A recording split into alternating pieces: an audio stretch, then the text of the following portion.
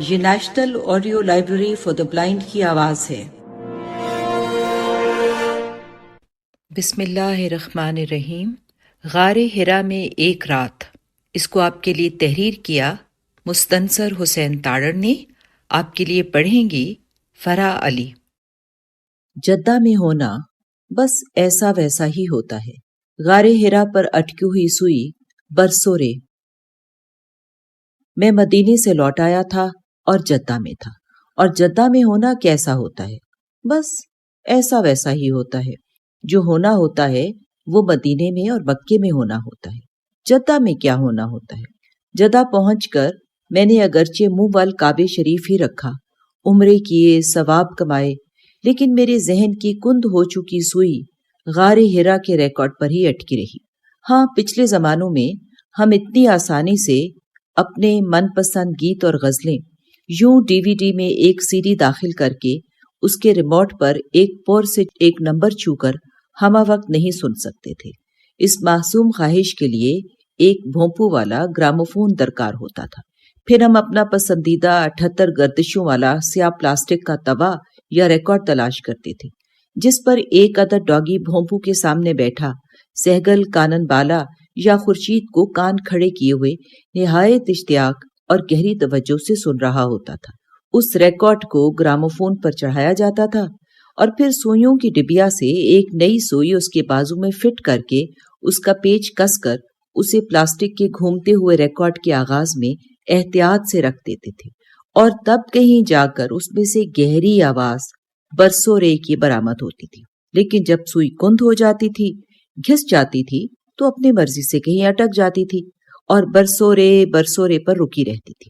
کچھ اسی طور سے میری تمنائے بیتاب کی سوئی ہرا ہرا ہرا پر اٹکی ہوئی تھی۔ اس کا کچھ مداوا نہ ہو سکتا تھا کہ ذہن کی ڈبیا میں بس یہی ایک سوئی تھی جو کند ہو چکی تھی۔ میں غار ہرا میں ایک رات گزارنا چاہتا ہوں۔ نہیں ابو، سلجوق نے مسکرا کر ایک خاص بزرگانہ فکر مندی سے میری طرف دیکھا۔ لیکن بیٹے کیوں نہیں؟ وہ حج کے زمانے تھے، صلاح عام تھی یاران نکتہ داں کے لیے، اور نکتہ داں تقریباً 25 لاکھ کے قریب تھے، تو ان میں ایک نکتہ یعنی میں کہاں شمار ہوتا تھا، کہاں دکھائی دے سکتا تھا؟ تو ہم غار ہرا تک بھی انہی زمانوں میں گئے تھے، اسی برس میں فروری کے مہینے میں ہی تو گئے تھے، لیکن لگتا تھا کہ زمانے بیت چکے ہیں۔ کعبہ کا سیاہ پوش مکاب، آنکھوں میں گھنی سبز باس بھرنے والے گنبد، اصحاب صفا کا تھڑا، بس یہی تو 4 خواہشیں تھی جن پر دم نکلتا تھا۔ پہلی 3 تو پوری ہو گئی، اور چوتھی 2-4 ہاتھ رہ گئے۔ لبے بام نہیں کہ ہم اوپر نہیں، بام سے نیچے صحن میں اترنا چاہتے تھے۔ انہی زمانوں میں میرا بلند قامت بچہ سمیر اور میں غار ہرا کے بام پر، چھت پر نہایت آسودگی سے براجمان غار کے اندر نوافل ادا کرنے کے بعد جو مرد و زن اس ہجوم میں سے نکلنا چاہتے تھے، ان کے بڑے ہوئے ہاتھ ہماری جانب بلند ہوتے، ان کو تھام کر انہیں سہارا دے کر اوپر لاتے تھے، اور محض یہی ثواب کمانے پر اکتفا کرتے تھے کہ جن پتھروں پر وہ اپنے ماتھے چھو کر آئے تھے ان تک ہماری رسائی ممکن نہ تھی۔ جس صحن میں 10-15 لوگوں کی بھی گنجائش نہ تھی، وہاں 50-60 مردوزان پیک ہوئے ہرا کی غار کے اندر 2 نفل ادا کرنے کے لالچ میں ٹھسے پڑے تھے۔ میں جو ہی چھت سے ان کے اوپر کود پڑنے کا سوچتا تو سمیر میری سوچ کو پڑھ لیتا اور میرا بازو تھام کر کہتا، نہیں ابو، تو میری یہ چوتھی خواہش ادھوری رہ گئی، اور دم نکلتا رہا۔ یہ وہی لمحہ تھا جب میرے ذہن کی سوئی کند ہو کر غار ہرا پر اٹک گئی۔ میں نے سوچا کہ نہ میرا ارادہ تھا اور نہ ہی کوئی اتنی شدید خواہش تھی، اور یوں ہی سبب بنتے گئے اور میں چلا آیا۔ اسے اگر بلاوے کا نام دیا جائے تو جس نے بلایا تھا وہ یقیناً کبھی نہ کبھی اپنے بلاوے کی فہرست پر نظر ثانی تو کرے گا، اور آگاہ ہو جائے گا کہ جو سرخ آنکھوں والا، شک سے بھرا بھدے بدن والا ہے، اس کے صحن کی سوئی کند ہو کر اٹک گئی ہے۔ جو اس لمحے غار ہرا کی چھت پر ایک تمنائے بیتاب کا مارا، چوتھی خواہش کی تکمیل نہ ہونے پر جس کا دم نکلتا ہے، صرف اقرا کے جہان کے پتھروں میں 2 سانس لینا چاہتا ہے، 2 نفل ادا کرنا چاہتا ہے، تو اسے پھر سے بلا لیا جائے، اس کی تمنا پوری کر دی جائے، اس کے ذہن کی کند سوئی کو اسی کی تمنا کی سان پر لگا کر تیز کر دیا جائے۔ تاکہ یہ اقرا کا گیت بغیر کسی اٹک کے سن لے۔ اور جب مجھے قطر کے بین الاقوامی ایوارڈ سے نوازا گیا تو پہلا خیال نہ اعزاز کا آیا اور نہ انعامی رقم کا، بس نواز دیے جانے کا خیال آیا کہ بلاوے کی فہرست پر نظر ثانی ہو گئی ہے۔ یہ ایوارڈ تو محض ایک بہانہ ہے۔ میں دن رات میمونہ کے ساتھ غار ہرا تک پہنچنے اور وہاں نہ صرف 2 نفل ادا کرنے بلکہ کچھ وقت گزارنے کے بارے میں باتیں کرنے لگا۔ حج کے زمانے میں بہت لوگ ہوتے ہیں، اب کم لوگ ہوں گے، ہو سکتا ہے صحن میں صرف 10-12 لوگ ہوں تو مجھے اندر جانے کا موقع مل جائے۔ ہو سکتا ہے وہ لوگ میرا کچھ لحاظ کریں اور میں کچھ دیر وہیں ٹھہرا رہوں، 2-4 پتھروں کو ہاتھ لگا سکوں، 2-4 سانس لے سکوں، جہاں کچھ سانس ٹھہرے ان سانسوں میں سانس لے سکوں۔ اور میمونہ نے، جو عام طور پر مجھے دیوانہ جانتی ہے، اس چوتھی خواہش کی تکمیل کی بے صبری کو قطعی طور پر دیوانگی نہ جانا اور مکمل طور پر میرا ساتھ دیا کہ ہاں تمہیں ہر صورت میں غار ہرا تک اور اس کے اندر جانا چاہیے۔ ایک روز میں نے استفسار کیا، مونا بیگم، نہ تم نے میری اس دیوانگی کا ٹھٹھا اڑایا ہے، نہ استہزائیہ مسکراہٹ سے میری دل شکنی کی ہے جو کہ تم اکثر کرتی ہو، تو اس بار ایسا کیوں ہے؟ تو اس نے نہایت بردباری اور متانت سے جواب دیا، تمہاری اکثر محبتیں اور جذبے عارضی ہوتے ہیں، تم یکدم کسی ایک منظر، ایک کتاب یا ایک چہرے کے سحر میں گرفتار ہو کر سمجھ بوجھ سے عاری ہو جاتے ہو، اور میں انتظار کرتی ہوں، اور وہ لمحہ آ جاتا ہے جب وہ سحر زائل ہو جاتا ہے اور تم پھر سے ناعمل ہو جاتے ہو، جیسے وہ سحر کبھی تھا ہی نہیں۔ لیکن میں نے محسوس کر لیا ہے کہ یہ سحر عارضی نہیں، یہ خلل جانے والا نہیں، اس لیے میں چاہتی ہوں کہ تمہاری یہ چوتھی خواہش پوری ہو جائے، اسی میں ہم دونوں کی بہتری ہے۔ میمونہ مکمل طور پر میرا ساتھ دے رہی تھی، لیکن میرے بچے میرا ساتھ نہیں دے رہے تھے۔ وہ بھی میرے ذہن میں جو عارضی فطور آتے تھے ان سے واقف تھے، اور اسے ایک وقتی ابال سمجھ کر میری خواہش کے اظہار پر اگرچہ فکر مندی سے لیکن مسکراتے تھے۔ تو جب میں نے مدینے سے واپسی پر جدہ میں ایک رات گزارنے کے بعد سلجوق سے کہا کہ میں غار ہرا میں ایک رات گزارنا چاہتا ہوں، تو سلجوق نے گہری بزرگانہ فکر مندی سے میری طرف دیکھا۔ نہیں ابو۔ لیکن بیٹے کیوں نہیں؟ اس نے ڈائننگ ٹیبل پر سجی پلاؤ سے لبریز ڈش میرے آگے سرکاتے ہوئے کہا، ابو یہ بلخ اور بخارا کے مکینوں کا روسٹ کردہ چکن ہے، فی الحال اسے نوش فرمائیے، نہایت خستہ اور پرذائقہ ہے۔ میرا کراؤن پرنس مجھے قطعی طور پر سنجیدگی سے نہیں لے رہا تھا۔ میری اکلوتی بہو رابعہ نے جب میری اس تمنا کے بارے میں سنا تو اس کی سرسبز آنکھیں شرارت سے ہری بھری پھول جھڑیاں بکھیرنے لگی۔ انکل، میں ایک سعودی اسکول میں انگلش پڑھاتی ہوں اور مجھے یقین ہے کہ آپ تو وہاں گرفتار ہو جائیں گے، سعودی شرطے آپ کو پکڑ کر لے جائیں گے، اور پھر آپ بے شک دہائی دیتے رہیں کہ میں ایک نائب کاؤنسل کا باپ ہوں، پھر بھی پکڑ کر لے جائیں گے، اور انکل ہو سکتا ہے کہ وہ نہ صرف آپ کو گرفتار کر لیں بلکہ خوب ماریں بھی، ڈنڈوں کے ساتھ۔ اگرچہ میں ایک نہایت الفت بھرا سسر تھا، لیکن مجھے شک ہوا کہ میری بہو کی درپردہ ایک تمنا تھی کہ مجھے خوب زد و کوب کیا جائے، اور وہ بھی ڈنڈوں کے ساتھ۔ یہ طے تھا کہ کوئی بھی مجھے سنجیدگی سے نہیں لے رہا تھا، اور ہر کوئی سوائے میمونہ کے مجھے ذہنی طور پر کھسکا ہوا سمجھ رہا تھا۔ چنانچہ میں نے یہ معاملہ مؤخر کر دیا، کسی اور دن پر اٹھا دیا۔ کوئی اور دن آیا تو میں نے اپنا مدعا بیان کیا تو سلجوق مجھے سمجھانے لگا۔ ایسے دن تھے جب میں اسے سمجھایا کرتا تھا، اور اب ایسے وقت آ گئے ہیں کہ وہ مجھے سمجھا رہا تھا۔ میرا بزرگ بن بیٹھا تھا، ابا اگر تو آپ نے غار ہرا میں 2 نفل ادا کرنے ہیں تو اس کا بندوبست آسانی سے ہو جائے، لیکن یہ جو وہاں رات گزارنے کا آپ ارادہ کرتے ہیں تو یہ ممکن نظر نہیں آتا۔ میں نے اس دوران ادھر ادھر سے معلومات اکٹھی کی ہیں، جدہ کے کچھ پرانے لوگوں سے پوچھا ہے، کونسولیٹ میں جو قدیمی اور باخبر حضرات ہیں ان سے ذکر کیا ہے، تو سب کا یہی کہنا ہے کہ ہم نے کبھی نہیں سنا کہ کسی شخص نے غار ہرا میں پوری رات گزاری ہو۔ تو ابو پلیز، سلجوق نے آخر میں جو یہ تو ابو پلیز کہا تو گویا میرے دل میں چھید کر دیا۔ اس کے چہرے پر اپنے عمر رسیدہ باپ کے لیے ایسی محبت بھری پرچھائیاں سیاہ ہوئیں کہ میں نے فی الفور یہ ارادہ ترک کر دیا۔ ابو آپ جانتے ہیں کہ ان دنوں سعودیہ میں بہت پکڑ دھکڑ ہو رہی ہے، حکومت دہشت گردی سے اتنی دہشت زدہ ہو چکی ہے کہ اپنے پرائی کی تمیز نہیں کر سکتی۔ اب آپ ہی فیصلہ کریں کہ اگر آپ وہاں اوپر جاتے ہیں اور رات گزارنے کا قصد کرتے ہیں اور وہاں پولیس چیک کرنے کو آ جاتی ہے تو پھر آپ کی کون سنے گا؟ میرا خیال ہی نہیں، یقین ہے کہ وہاں سرے سے رات گزارنے کی اجازت ہی نہیں، ورنہ کوئی ایک شخص تو ایسا مل جاتا۔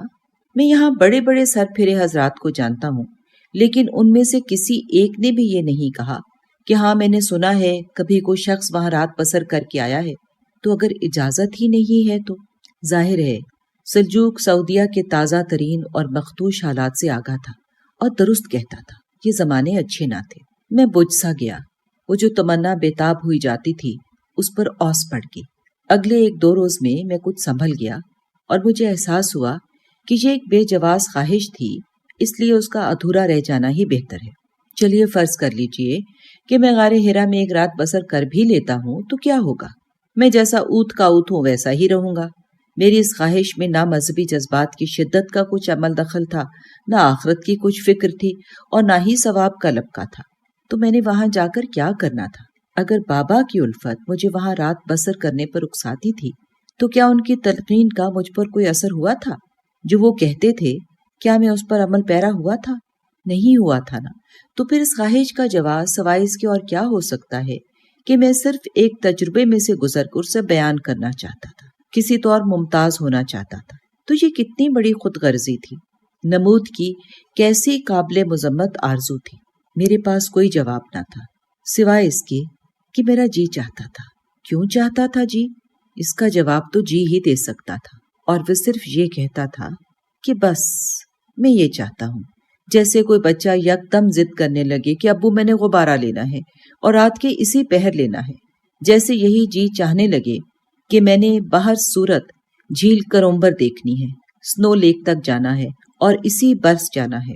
بے سود اور بے جواز خواہشیں جو ایک آوارہ گرد ذہن کی خلیوں میں ٹوٹ پھوٹ کے عمل سے جنم لیتی ہیں اور حواس پر سوار ہو جاتی ہیں، ایسے شخص کا پاسبان عقل چونکہ پیدائشی مخبوط الحواس ہے، اس لیے کبھی کبھی نہیں اکثر دل کو تنہا چھوڑ دیتا ہے، چنانچہ دل مانی کرنے لگتا ہے۔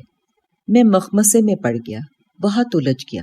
ہزاروں خواہشیں بے جواز ہو سکتی تھیں، لیکن غار ہرا میں رات بسر کرنے کی خواہش ہرگز بے جواز نہیں ہو سکتی تھی۔ جواز اگر میرے پاس نہ تھا تو اس کا ہرگز یہ مطلب نہ تھا کہ جواز نہ تھا۔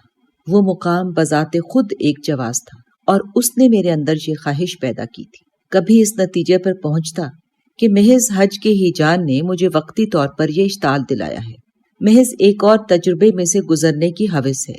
جس کھو میں بابا رات گزارتے تھے تو اس کے پتھروں کو جی بھر کے وہاں چھونے کے لالچ میں گرفتار ہوں، جہاں جہاں ان کا لمس اثر انداز ہوا تھا۔ سہارا لیتے، اندر داخل ہوتے، بیٹھتے، لیٹتے، ان کا بدن جن پتھروں سے مس ہوتا تھا تو میں بھی ان کو چھو لوں۔ یہ کیا خواہش ہوئی؟ اور یہ خواہش تو چند لمحوں میں پوری ہو سکتی ہے، تو پوری رات بسر کر کے وہاں کیا لینا ہے؟ یہی کافی ہے کہ اس بار اس کے اندر 2 نفل ادا کروں، چند جتنے گہرے سانس میں لے سکتا ہوں اتنے، یا 1-2 مزید بھی سانس لوں اور جبل نور سے اتر آؤں۔ میں نے اپنے حتمی فیصلے سے اپنی آل اولاد کو آگاہ کر دیا اور رات گزارنے کی خواہش سے دستبرداری کا بخوشی اعلان کر دیا۔ سب کے چہروں پر اطمینان بھری مسکراہٹیں نمودار ہو گئیں، سوائے میمونہ کے کہ وہ جانتی تھی کہ یہ بے شک کچھ بھی اعلان کرے اندر سے بے ایمان ہی رہے گا۔ چنانچہ اس شب اس دستبرداری کی خوشی میں ہم سلجوق کے ولا سے نکل کر فلسطین اسٹریٹ میں آئے، مرچی ریسٹوران میں میکسیکو کے تیز مرچوں والے پکوان اور پاپڑ کھائے اور جدہ کی واحد تفریح گاہ تہلیہ اسٹریٹ میں بے مقصد گھومے۔ چند سپر سٹورز اور شاپنگ مالز میں پیدل چل کر اپنے آپ کو بے وجہ تھکایا۔ سمندر کے کنارے لمبی ڈرائیو کی۔ جدہ کے نواح میں ایک شاپنگ کمپلیکس کی پیشانی پر ہرا کا نیون سائز دیکھ کر میں نے سوچا غار ہرا نہ صحیح، ہرا کا شاپنگ کمپلیکس ہی صحیح، وہاں تو گپ اندھیرا ہوگا، یہاں برقی نور ہی نور ہے۔ سٹورز، شو رومز، بناوٹی پھولوں کی دکانیں، سوٹ کیس، سٹاربک کافی، جاپانی معجزوں کے انبار، اور ان شو رومز میں ایسی کاریں سجی ہوئی جو یورپ اور امریکہ والے بھی نہیں دیکھ پاتے کہ وہ انہیں افورڈ نہیں کر سکتے، اور محض سعودیوں کے لیے خیر سگالی کے جذبات رکھتے ہوئے ان کی محبت میں مارے ہوئے ان ماڈلوں کو ادھر روانہ کر دیتے ہیں۔ اس ہیرا کمپلیکس میں یقیناً کروڑوں ڈالر کا ہمارے لیے سامان تعیش تھا، جبکہ مقامیوں کے لیے یہ سامان تفریح تھا۔ کسی ایک کار کی قیمت اتنی تھی کہ حضور کے زمانے میں بس اتنی قیمت میں پورا حجاز خریدا جا سکتا تھا، مکہ اور مدینہ سمیت، اور اگر اس میں ٹپ شامل کر لیا جائے تو نجد کا سودا ہو سکتا تھا۔ ان نقد و نقد سودوں میں غار ہرا کے چند پتھروں کی کیا وقت تھی۔ پاکستان واپسی کے دن قریب آ رہے تھے۔ سلجوق اپنی امی کے لیے، اور چونکہ میں اس کی امی کا خاوند تھا، اس لیے ضمنی طور پر میرے لیے بھی مختلف پروگرام ترتیب دے رہا تھا۔ شہر کے پوش اور مہنگے ریسٹورانوں میں کھانے، جدہ کے دوستوں کے گھروں میں محفلیں وغیرہ، اور یہ جو اس کی امی تھیں اور میری بیگم تھی، بلکہ اب بھی ہے، سند جوگی، اپنے بیٹے اور بہو میں مست، بس اپنی بہو کی لاڈلی اور دل میں اتر جانے والی باتوں پر لٹو ہو جاتی تھی۔ اور وہ کوئی ایک لٹو تھوڑی تھی جو رابعہ کے گرد گھومتی تھی، جو کوئی بھی اس سے ملتا وہ گھومنے لگتا تھا، اور ان میں میرا برخوردار بھی شامل تھا جو فل سپیڈ پر گھومتا تھا۔ سلجوق ان محفلوں میں، ان پر تکلف دعوتوں میں اپنی ٹائی کی گرہ درست کرتا، اپنی ڈپلومیٹک گفتگو اور مسلسل مسکراہٹ میں مگن، اینک سنبھالتا۔ کبھی کبھار جب میری جانب دیکھتا تو میری تمام تر مسرت اور سوشل ہونے کی اداکاری کے باوجود جب میری جانب دیکھتا تو اس کے چہرے پر ایک پرچھائی سی تیر جاتی۔ اس کے اندر کوئی نہایت ہی سپر ٹیک سسٹم نصب تھا جو اسے فوری طور پر آگاہ کر رہا تھا کہ اس لمحے ابا جو پرمسرت قہقہے لگا رہا ہے، بے وجہ حد دل عزیز ہونے کی کوشش کر رہا ہے، تو یہ ابا خوش نہیں ہے، ابھی تک مبتلا ہے۔